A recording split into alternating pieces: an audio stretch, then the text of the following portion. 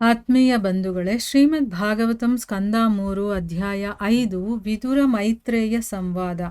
ಇದರಿಂದ 13ನೇ ಶ್ಲೋಕವನ್ನು ತಿಳ್ಕೊಳ್ತಾ ಇದ್ವಿ. ಹೋದ ಭಾಗದಲ್ಲಿ ನಾವು ಭಗವಂತ ಬೇರೆ ಅಲ್ಲ, ಭಗವಂತನ ಕತೆ ಅಥವಾ ಅವನ ರೂಪ, ಅವನ ಹೆಸರು, ಅವನ ಗುಣಗಳನ್ನು ನಾವು ಹೊಗಳ್ತೀವಲ್ವ, ಅದು ಹಾಡೋದು ಏನಾದರೂ ಆಗಿರ್ಬೋದು, ಅದು ಸಪ್ರೇಟ್ ಅಲ್ಲ, ಅದು ಅವನು ಎರಡೂ ಒಂದೇನೆ.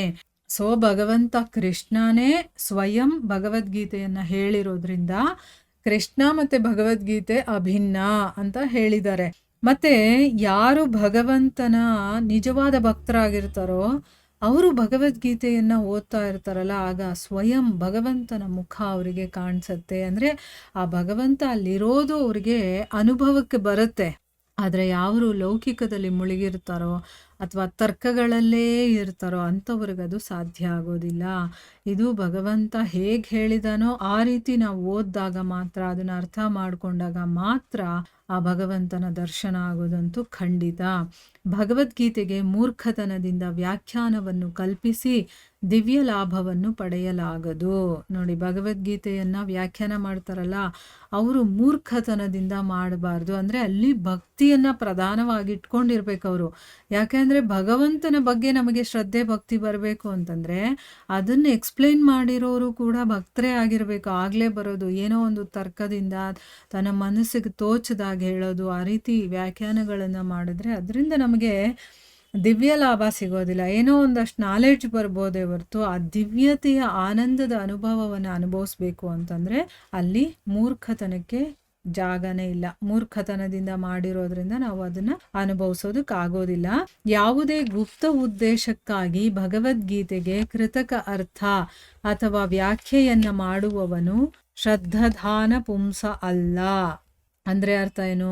ಯಾವುದೋ ಒಂದು ತನ್ನ ಉದ್ದೇಶವನ್ನು ಈಡೇರಿಸ್ಕೊಳ್ಬೇಕು ಅಂತ ಕೆಲವರು ಮಾಡ್ತಾರೆ ಅಂತ ಕೆಲಸಗಳನ್ನು, ತಮ್ಮ ಬೇಳೆಯನ್ನು ಬೇಯಿಸ್ಕೊಳ್ಳೋದಕ್ಕೆ ಭಗವದ್ಗೀತೆಯನ್ನು ಆಧಾರವಾಗಿಟ್ಕೊಂಡು ಅದಕ್ಕೆ ತಮಗಿಷ್ಟ ಬಂದಂಗೆ ವ್ಯಾಖ್ಯಾನಗಳನ್ನು ಮಾಡುವಂಥದ್ದು. ಅದೆಲ್ಲ ನಿಜವಾಗಲೂ ಶ್ರದ್ಧಾನ ಪುಂಸ ಅಲ್ಲ. ಅಂದರೆ ಏನು? ಕಥಾಶ್ರವಣದಲ್ಲಿ ಪ್ರಾಮಾಣಿಕವಾಗಿ ಅವನಿಗೆ ಆಸಕ್ತಿ ಇಲ್ಲದೆ ಇರೋನವನು ಅಂತ ಅರ್ಥ. ಅವನು ಏನೋ ಒಂದು ತನ್ನ ಒಂದು ಬೇಳೆಯನ್ನು ಬೇಯಿಸ್ಕೊಳ್ಳೋದು ಅಥವಾ ತನ್ನ ಜೀವನವನ್ನು ನಡೆಸೋದಕ್ಕೆ ಅಥವಾ ಇನ್ನೇನೋ ಸಾಧನೆ ಮಾಡೋದಕ್ಕೆ ಅವನು ಅದನ್ನು ಉಪಯೋಗಿಸ್ಕೊಳ್ತಾನಲ್ಲ, ಅದಲ್ಲ ನಿಜವಾದ ಭಕ್ತ. ಭಗವಂತ ಹೇಳ್ತಾ ಇದ್ದಾನೆ, ನಾನು ಇದನ್ನು ಅನುಸರಣೆ ಮಾಡಬೇಕು, ಅವನು ಹೇಳಿರೋ ಮಾತು ನನಗೆ ವೇದವಾಕ್ಯ ಅಂತ ತಿಳ್ಕೊಂಡು ಯಾರದನ್ನು ಕೇಳ್ತಾನೋ ಅಂಥವನ ದೃಷ್ಟಿಯಲ್ಲಿ ನಿಜವಾಗ್ಲೂ ಭಗವಂತ ಕಾಣಿಸ್ಕೊಳ್ತಾನೆ. ಆದರೆ ಯಾರಿಗೆ ಆಸಕ್ತಿ ಇರೋದಿಲ್ಲ, ಕೃತಕವಾಗಿ ಅವ್ರು ಏನೋ ಒಂದು ಅದನ್ನು ಎಕ್ಸ್ಪ್ಲೇನ್ ಮಾಡೋಕ್ಕೆ ಹೋಗ್ತಾರಲ್ಲ, ಅಂಥವರಿಗೆ ಶ್ರದ್ಧೆ ಇರೋದಿಲ್ಲ, ಅವರಿಂದ ನಾವು ಕೇಳಲೂಬಾರ್ದು. ಅವನಿಗೆ ಪ್ರಾಮಾಣಿಕವಾಗಿ ಆಸಕ್ತಿ ಕೂಡ ಇರೋದಿಲ್ಲ ಕೃಷ್ಣ ಕಥೆಯಲ್ಲಿ. ಅವನು ಬೇರೆಯೇ ಉದ್ದೇಶ ಇಟ್ಕೊಂಡು ಅದನ್ನು ಮಾಡ್ತಾ ಇರ್ತಾನೆ. ಅಂತಹ ವ್ಯಕ್ತಿಯು ಸಾಮಾನ್ಯನ ದೃಷ್ಟಿಯಲ್ಲಿ ಮಹಾ ವಿದ್ವಾಂಸನಾಗಿದ್ದರೂ ಭಗವದ್ಗೀತೆಯ ವಾಚನದಿಂದ ಅವನು ಯಾವ ಲಾಭವನ್ನು ಹೊಂದುವುದಿಲ್ಲ. ಅಂದರೆ ಈಗ ಯಾರಾದರೂ ಒಬ್ಬರನ್ನ ನೋಡ್ತೀವಿ, ಏನು ಭಗವದ್ಗೀತೆ ಬಗ್ಗೆ ಬೇಕಾದಷ್ಟು ಮಾತಾಡ್ತಾ ಇರ್ತಾರೆ, ಅದರಲ್ಲಿರುವ ಶ್ಲೋಕಗಳೆಲ್ಲ ಕಂಠಸ್ಥವಾಗಿರುತ್ತೆ ಅವ್ರಿಗೆ. ಆ ಶ್ಲೋಕ, ಈ ಶ್ಲೋಕ, ಈ ಅಧ್ಯಾಯದಲ್ಲಿ ಇಷ್ಟನೇ ಶ್ಲೋಕ ಇದು, ಅದೆಲ್ಲ ಹೇಳ್ತಿರ್ತಾರೆ. ಅದರ ಅರ್ಥಗಳು ತಮಗೆ ಆದಂಥ ರೀತಿಯಲ್ಲಿ ಹೇಳ್ತಿರ್ತಾರೆ. ನಮಗೆ ನೋಡೋರ್ಗೆ ಏನು ಅನ್ಸುತ್ತೆ, ಇವನು ದೊಡ್ಡ ವಿದ್ವಾಂಸ ಇರಬೇಕಪ್ಪ, ಎಷ್ಟು ಚೆನ್ನಾಗಿ ಹೇಳ್ತಾ ಇದ್ದಾನೆ ಅಂತನ್ಬಿಟ್ಟು. ಆದರೆ ಆ ಥರ ಯಾರು ಓದ್ತಾನೋ ಅಥವಾ ಅವರಿಂದ ಯಾರು ಕೇಳ್ತಾನೋ ಅವ್ರಿಗೇನೂ ಲಾಭ ಆಗೋದಿಲ್ಲ. ಈಗ ಭಗವದ್ಗೀತೆಯನ್ನು ಯಾಕೆ ಮಾಡಿದಾರೋ ಅದನ್ನು ತಿಳ್ಕೊಂಡಾಗ ನಮಗೆ ಅದರ ಲಾಭ ಸಿಗುತ್ತೆ. ಆದರೆ ಇದು ತೋರಿಕೆ ಆಗಿರಬಹುದು ಅಥವಾ ಆ ವಿದ್ವತ್ತನ್ನು ಪಡೆದಿದ್ದೀನಿ ಅಂತ ತೋರಿಸ್ಕೊಳ್ಳೋದಕ್ಕಾಗಿರ್ಬೋದು. ಯಾವುದೇ ಒಂದು ವಿಷಯವನ್ನು ಕೂಡ ವಿದ್ವತ್ತಿನ ಹಾಗೆ ಅದರಲ್ಲಿರುವಂಥ ವಿಚಾರಗಳನ್ನು ಬರೀ ತಿಳ್ಕೊಂಬಿಟ್ರೆ ಆಯಿತು, ಇಲ್ಲ, ಅದರಲ್ಲಿ ಒಂದು ಭಕ್ತಿ ಶ್ರದ್ಧೆ ಇಟ್ಕೊಂಡು ನಾವು ಮಾಡಬೇಕು, ಆಯಿತಾ? ಅದು ಭಗವಂತ ಹೇಳಿರುವಂಥ ವಿಷಯಗಳಾಗಿರೋದ್ರಿಂದ ಅದನ್ನು ಓದೋದಲ್ಲದೆ ನಮ್ಮ ಜೀವನದಲ್ಲಿ ಅದನ್ನು ಅಳವಡಿಸ್ಕೊಳ್ಬೇಕು. ನಾವು ಅಳವಡಿಸ್ಕೊಂಡಾಗ ನಾವು ಬೇರೆಯವ್ರಿಗೆ ಹೇಳಿದಾಗ ಅದರದ್ದು ಎಫೆಕ್ಟ್ ಅವ್ರಿಗೂ ಕೂಡ ಆಗುತ್ತೆ. ಅವರು ಕೂಡ ಅಳವಡಿಸ್ಕೊಳ್ಳೋದಕ್ಕೆ ಸ್ಟಾರ್ಟ್ ಮಾಡ್ತಾರೆ ಅಲ್ವಾ. ಬರೀ ಹೇಳೋದ್ರಿಂದ ಏನೂ ಆಗೋದಿಲ್ಲ. ಅಂದರೆ ಅವನು ಮಹಾ ವಿದ್ವಾಂಸನಾಗಿ ಎಲ್ಲವನ್ನೂ ಕಲ್ತ್ಕೊಂಡಿರಬಹುದು, ಆದರೆ ಭಗವದ್ಗೀತೆಯ ವಾಚನದಿಂದ ಅವನು ಯಾವ ಲಾಭವನ್ನು ಕೂಡ ಹೊಂದೋದಿಲ್ಲ. ಶ್ರದ್ಧಾನ ಅಥವಾ ಪ್ರಾಮಾಣಿಕ ಭಕ್ತನು ಭಗವದ್ಗೀತೆಯಿಂದ ನಿಜವಾಗಿ ಎಲ್ಲ ಲಾಭಗಳನ್ನು ಪಡೆಯಬಲ್ಲ. ಏಕೆಂದರೆ ಶ್ರೀಕೃಷ್ಣನ ಅಪಾರ ಮಹಿಮೆಯಿಂದ ಅವನು ದಿವ್ಯಾನಂದವನ್ನು ಹೊಂದುತ್ತಾನೆ. ಅದು ಮೋಹವನ್ನು ಗೆಲ್ಲುತ್ತದೆ ಮತ್ತು ಅದರಿಂದುಂಟಾದ ಸಕಲ ಭೌತಿಕ ಕ್ಲೇಶಗಳನ್ನು ತೊಡೆದು ಹಾಕುತ್ತದೆ. 2 ವ್ಯತ್ಯಾಸಗಳಿದೆ ನೋಡಿ. ಒಂದು, ಸಾಮಾನ್ಯವಾದಂಥ ಒಬ್ಬ ಮನುಷ್ಯ ಭಗವದ್ಗೀತೆಯನ್ನು ಓದಿ ಅರ್ಥ ಮಾಡ್ಕೊಂಡು ಅದನ್ನು ಬೇರೆಯವ್ರಿಗೆ ಹೇಳೋ ರೀತಿ. ಇನ್ನೊಂದು, ಒಬ್ಬ ಭಕ್ತ ಅದನ್ನು ಓದಿ ಅರ್ಥ ಮಾಡ್ಕೊಂಡು ಬೇರೆಯವರಿಗೆ ಹೇಳುವಂಥ ರೀತಿ. 2 ರೀತಿಯಲ್ಲೂ ಕೂಡ ಇರುತ್ತೆ. ಅದೇ ನಾವು ಸಾಮಾನ್ಯ ಲೌಕಿಕ ವ್ಯಕ್ತಿಯಿಂದ ಕೇಳಿ ತಿಳ್ಕೊಂಡಾಗ ಅದರಿಂದ ನಮಗೆ ಏನು ಲಾಭನೂ ಸಿಗೋದಿಲ್ಲ. ಸಾಮಾನ್ಯವಾಗಿ ಒಂದು ಲೌಕಿಕ ವಿಷಯವನ್ನು ನಾವು ತಿಳ್ಕೊಂಡಷ್ಟೇ ನಮಗೆ ಲಾಭ ಸಿಗೋದು. ಆದರೆ ಯಾವಾಗ ನಾವು ಅದನ್ನೇ ಭಕ್ತಿಯಿಂದ ನೋಡಿ, ಶ್ರದ್ಧಾಧಾನ ಅಂದರೆ ಏನು, ಪ್ರಾಮಾಣಿಕ ಭಕ್ತ, ಅವನು ಓದ್ತಾನಲ್ಲ, ಅವನು ನಿಜವಾಗ್ಲೂ ಅದನ್ನು ಅನುಭವಿಸ್ತಾನೆ. ಯಾಕೆ, ಭಗವಂತನಿಗೂ ಭಕ್ತನಿಗೂ ಕನೆಕ್ಷನ್ ಇರುತ್ತಲ್ವ, ಅವನು ಭಗವಂತನಿಗೆ ಸಂಪೂರ್ಣವಾಗಿ ನಂಬಿಕೆಯನ್ನು ಇಟ್ಟಿರ್ತಾನೆ, ಅವನ ಮೇಲೆ ಭಕ್ತಿ ಇರುತ್ತೆ, ಶ್ರದ್ಧೆ ಇರುತ್ತೆ. ಸೊ ಅವನೇ ಸರ್ವಸ್ವ ಅಂತಿರ್ತಾನೆ, ಪ್ರಾಮಾಣಿಕ ಭಕ್ತನಾಗಿರ್ತಾನೆ. ಅವನು ಭಗವದ್ಗೀತೆಯನ್ನು ಓದಿ ನಿಜವಾಗ್ಲೂ ಅದರಿಂದ ಎಲ್ಲ ಲಾಭಗಳನ್ನು ಪಡ್ಕೊಳ್ತಾನೆ. ಯಾಕೆ ಅಂತಂದರೆ, ಕೃಷ್ಣನ ಬಗ್ಗೆ ಕೇಳಬೇಕಾದ್ರೆ ನಮ್ಮ ಮನಸ್ಸಿನಲ್ಲಿ ಯಾವ ಭಾವನೆ ಇದೆ ಅದು ತುಂಬ ಇಂಪಾರ್ಟೆಂಟ್ ಆಗುತ್ತೆ. ಈಗ ನಾವು ಎಲ್ಲ ಗ್ರಂಥಗಳನ್ನು ನಾವು ಮಾಡ್ತಾ ಇದ್ದೀವಿ, ಆಡಿಯೋ ಮಾಡಿ ಹಾಕ್ತಾ ಇದ್ದೀವಿ, ನಾವು ಕೇಳಿ ಅಂತ ಕೂಡ ಹೇಳ್ತಾ ಇರ್ತೀವಿ. ನಮ್ಮ ಮನಸ್ಸಲ್ಲಿ ನಾವು ಕೇಳಬೇಕಾದ್ರೆ ಹೇಗಿರಬೇಕು, ನನಗೆ ಭಕ್ತಿ ಇದೆ ಭಗವಂತನ ಮೇಲೆ, ಆ ಭಗವಂತನ ಪ್ರೀತಿಗೋಸ್ಕರ ನಾನು ಇದನ್ನು ಕೇಳ್ತಾ ಇದ್ದೀನಿ. ಯಾಕಂದರೆ ನಾವು ಯಾರನ್ನು ಇಷ್ಟಪಡ್ತೀವೋ ಅಂಥವ್ರ ಬಗ್ಗೆ ನಮಗೆ ಕೇಳೋದಕ್ಕೆ ತುಂಬ ಇಷ್ಟ ಇರುತ್ತೆ, ಅಂಥವ್ರ ಬಗ್ಗೆ ಮಾತಾಡೋದಕ್ಕೂ ಇಷ್ಟ ಇರುತ್ತೆ, ಅಂಥವ್ರನ್ನ ಸ್ಮರಣೆ ಮಾಡ್ಕೊಳ್ಳೋದಕ್ಕೆ ನಾವು ಇಷ್ಟಪಡ್ತೀವಿ. ಯಾರ ಬಗ್ಗೆ ನಮಗೆ ಆಸಕ್ತಿ ಇರೋದಿಲ್ವೋ, ಯಾರನ್ನು ದ್ವೇಷ ಮಾಡ್ತೀವೋ ಅಥವಾ ನಮಗೆ ಯಾರ ಮೇಲೆ ಇಂಟ್ರೆಸ್ಟ್ ಇರೋದಿಲ್ವೋ ಅವ್ರ ಬಗ್ಗೆ ನಾವೇನಾದರೂ ನೆನೆಸ್ಕೊಳ್ತೀವಾ? ಇಲ್ಲ ತಾನೇ. ಅವ್ರ ಬಗ್ಗೆ ಕೇಳೋಕ್ಕೆ ಇಷ್ಟಪಡ್ತೀವಿ. ಅಯ್ಯೋ, ಅವ್ರ ಬಗ್ಗೆ ನಮ್ಗೆ ಹೇಳ್ಬೇಡ್ರಪ್ಪ, ನಂಗೆ ಅವ್ರನ್ನ ಕಂಡ್ರೆ ಆಗಲ್ಲ ಅಂತ ಹೇಳ್ತೀವಿ ತಾನೆ.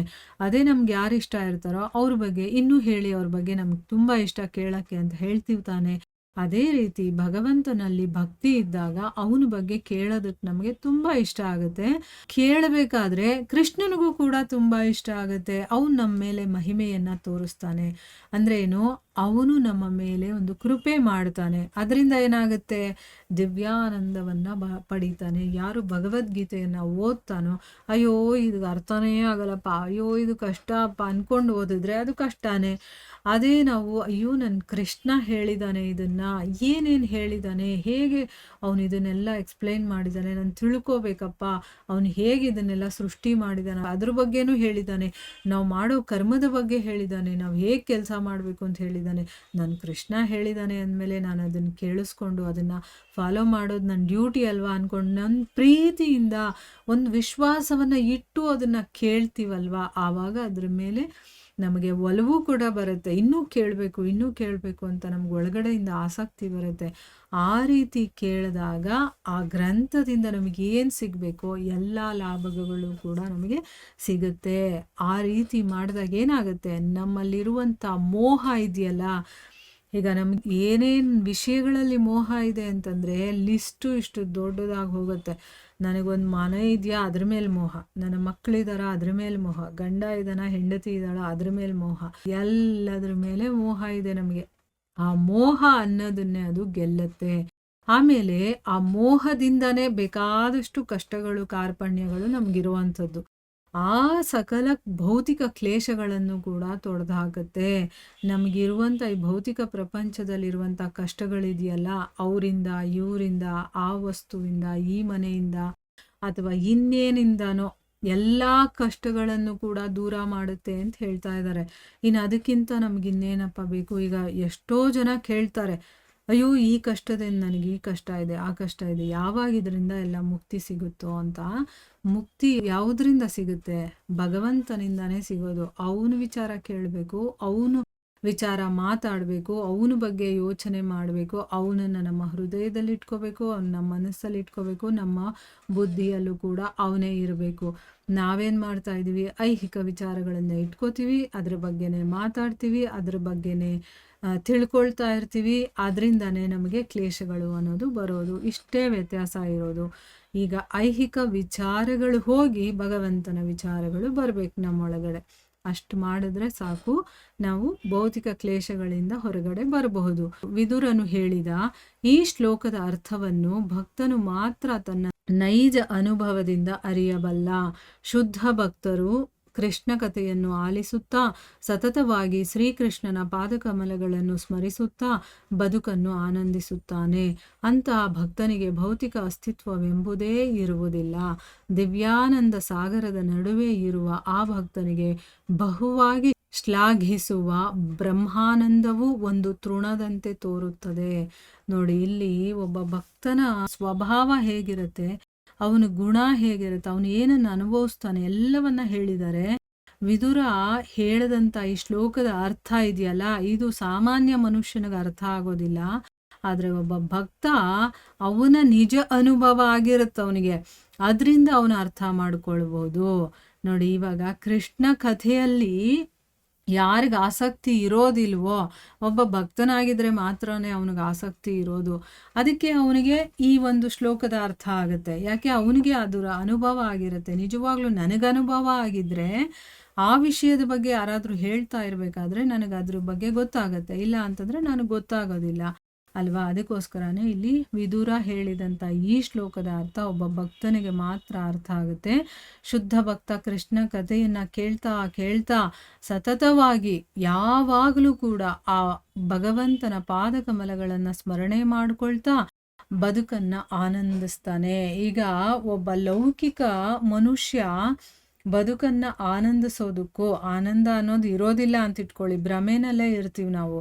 ಅದೇ ಒಬ್ಬ ಭಕ್ತ ಅದೇ ಒಂದು ರೀತಿಯ ಜೀವನವನ್ನು ನಡೆಸ್ತಾ ಇದ್ರು ಕೂಡ ಅವನಿಗೂ ಇವನಿಗೂ ತುಂಬ ವ್ಯತ್ಯಾಸ ಇರುತ್ತೆ.